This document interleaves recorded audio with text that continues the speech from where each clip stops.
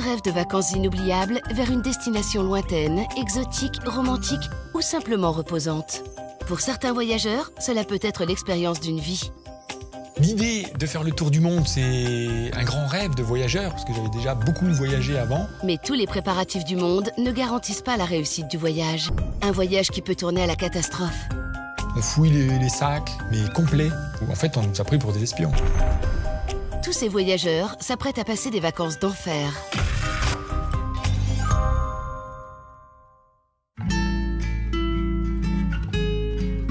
Qui n'a jamais rêvé de voyager autour du monde accompagné de son meilleur ami? Traverser les frontières et s'imprégner de cultures inconnues. C'est la grande aventure qu'a voulu vivre Muammer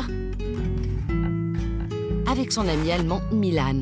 Il décide de se lancer un défi un peu fou, faire le tour du globe en 80 jours et sans un sou en poche. L'idée de faire le tour du monde, c'est un grand rêve de voyageur, parce que j'avais déjà beaucoup voyagé avant. Le faire en 80 jours, c'est forcément Phileas Fogg et Jules Verne qui nous a inspirés. Et le faire sans argent, c'est le meilleur moyen d'aller vers les gens, en fait. Donc pour manger, pour avancer, pour dormir, et pour tout, on a besoin des gens. Et comme l'objectif du voyage, c'était de prouver qu'il y a des gens bien partout dans le monde, eh ben c'était parfait de faire ce tour du monde en 80 jours sans argent. Muammer et Milan décident de rejoindre l'Inde en traversant l'Iran puis le Pakistan. Un itinéraire qui peut s'avérer dangereux, mais qui n'a pas été choisi par hasard. Il fallait passer par ce genre de pays pour vraiment montrer qu'il y a des gens bien partout. Parce que ce qui se passe avec le gouvernement, entre les pays et la politique, c'est une chose. Mais les êtres humains dans chaque pays, ils sont formidables. C'est au pied de la Tour Eiffel que commence le périple de nos deux globetrotters. Ils prévoient de ne voyager qu'en autostop, direction la Turquie, qu'ils vont traverser jusqu'à la frontière iranienne. Un pays dont ils attendent beaucoup. Enfin, on va arriver dans un pays qu'on ne connaît pas, l'Iran. Donc on est très excités d'y arriver et on arrive à la frontière. Et là, on est accueillis par la police qui nous reconnaît parce qu'on était un peu passé à la télé en Turquie. Donc, ah, c'est vous qui avez fait le tour du monde et tout. Ah, venez, asseyez-vous, on prend le thé, on prend les petits gâteaux et tout. Et là, il dit, vous avez les visas? On dit, non, non, on n'a pas besoin avec le passeport turc. On n'a pas besoin. Et avec le passeport allemand, Milan pensait et a regardé à plusieurs fois. Et il avait dit, j'ai pas besoin de visa. Et il dit, non, il faut un visa pour le passeport allemand. Ah! Wow! Behind us is the border of Iran.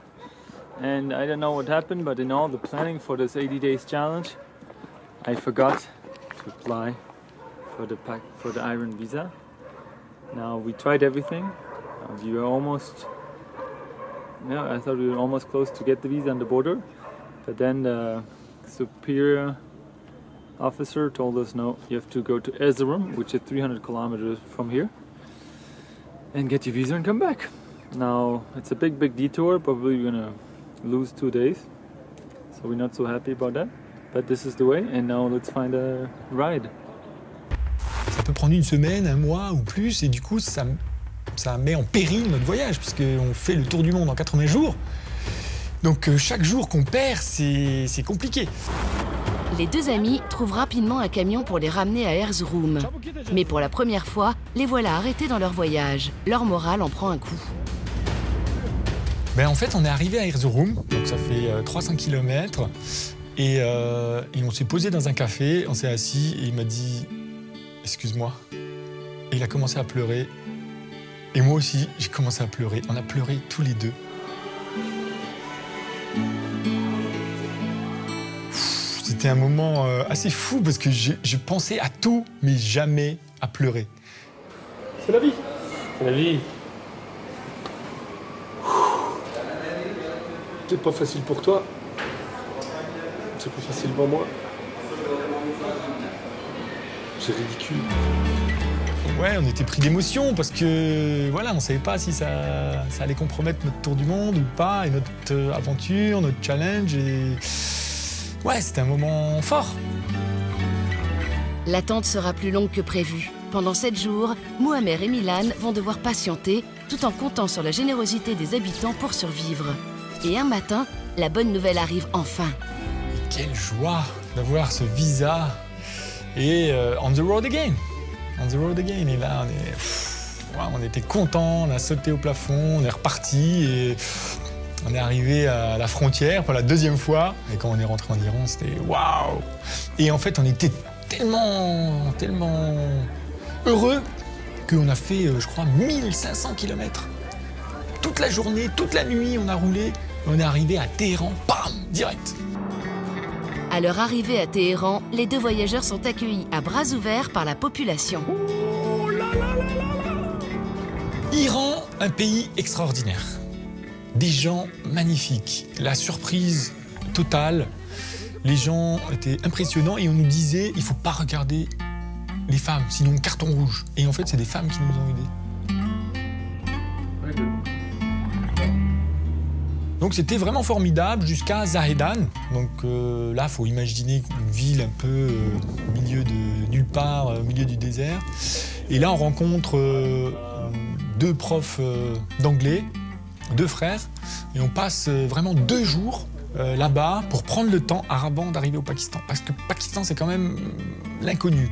On ne sait pas, c'est quand même la plus grande inquiétude, c'est le lieu le plus compliqué, on va dire, de notre aventure. On nous avait conseillé de tracer le plus vite possible, de ne pas s'arrêter et de s'habiller en tenue locale. Donc la mission en Iran, c'était de trouver des habits locaux.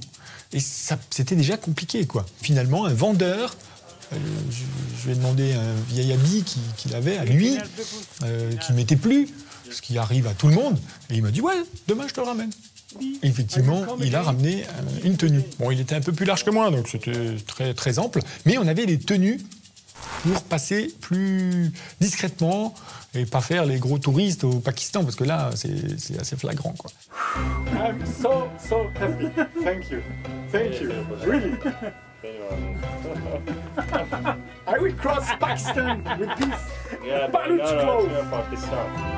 Habillés de ces tenues locales, Muammer et Milan espèrent ne pas se faire remarquer lors de leur traversée du Pakistan. Une précaution qui a toute son importance.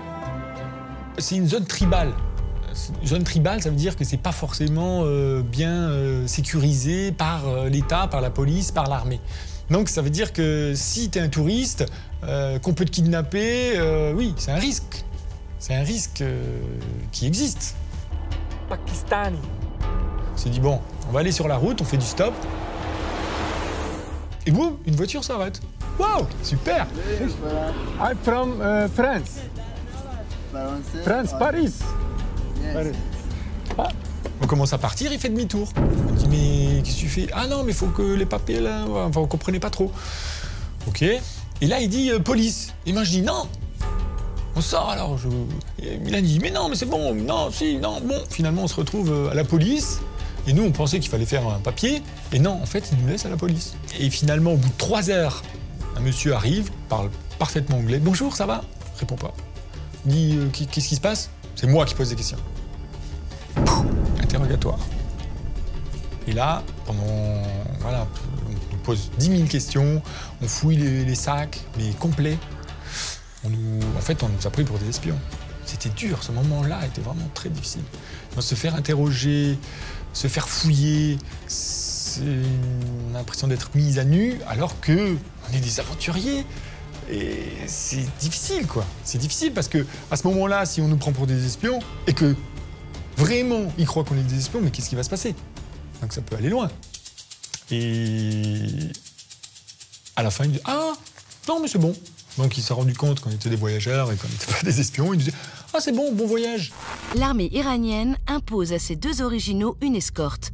Le convoi roule vers la frontière pakistanaise, mais à la tombée de la nuit, on oblige les voyageurs à passer la nuit à l'hôtel. Et on arrive dans une ville très très proche du Pakistan. On nous amène à l'hôtel et là on passe 2 heures à l'hôtel parce qu'on n'a pas d'argent. Et le policier en a tellement assez à la fin parce qu'on ne trouve pas de solution. Le mec de l'accueil il peut pas, le patron il l'a appelé, il veut pas. C'est un endroit perdu, il n'y a pas d'autre moyen. Et du coup le policier paye l'hôtel pour nous. Et on se retrouve dans un hôtel avec des cafards, pas très propres, on n'a rien mangé de la journée. 3e petit déj, enfin 3e repas avec que du pain, et des dattes. Et du coup, le lendemain, on traverse la frontière, on arrive au Pakistan. Arrivés enfin sur le sol pakistanais, Muammer et Milan pensent avoir retrouvé leur liberté. Donc on a nos passeports, il faut qu'on reparte à l'aventure, il faut que, voilà, liberté. Voilà, on avait envie d'être libre de nouveau. Et donc on s'échappe de la caserne, on va jusqu'à la station de bus, et là, à la station de bus, le chauffeur dit non, on ne peut pas vous prendre. Il y a 2 Hollandaises qui se sont fait kidnapper, on ne sait pas où elles sont, on n'a plus le droit de prendre des étrangers. Au Pakistan comme en Iran, la police ne veut pas laisser les 2 amis voyager au petit bonheur la chance. Ils vont donc encore être escortés. Et là, la police s'énerve et me tient par le poignet, me dit « Tu viens ». Ah, là c'était un peu... Contraints et forcés, ils montent en voiture avec la police. Et ils ne sont pas les seuls voyageurs à être arrêtés ce jour-là. Il récupère un mec, un Turc, Ilker, mais il était très content de nous voir et nous, on était très contents de le voir aussi. Aux côtés de leur nouveau compagnon d'infortune, les 2 aventuriers roulent en direction de Quetta, un passage obligé pour aller vers l'Inde. Maintenant, on est 3. On est 3 dans la voiture avec Ilker, le Turc, et on roule pendant des heures, dans des routes droites, désertiques, avec quelques bâtiments en ruine par-ci par-là. Mais là, on se sentait bien, ça avançait bien. Donc on a fait 300 km en un jour. Donc c'est-à-dire qu'au bout de 2 jours, on arrive à Quetta. Mais les informations qu'on a sur Quetta, c'est qu'une bombe a explosé dans la mosquée, c'est qu'un mec s'est fait assassiner. Et là, les changements de véhicule, c'est toutes les 5 minutes, 2 minutes. Après, on voit un mec avec anti-terroriste. Hein?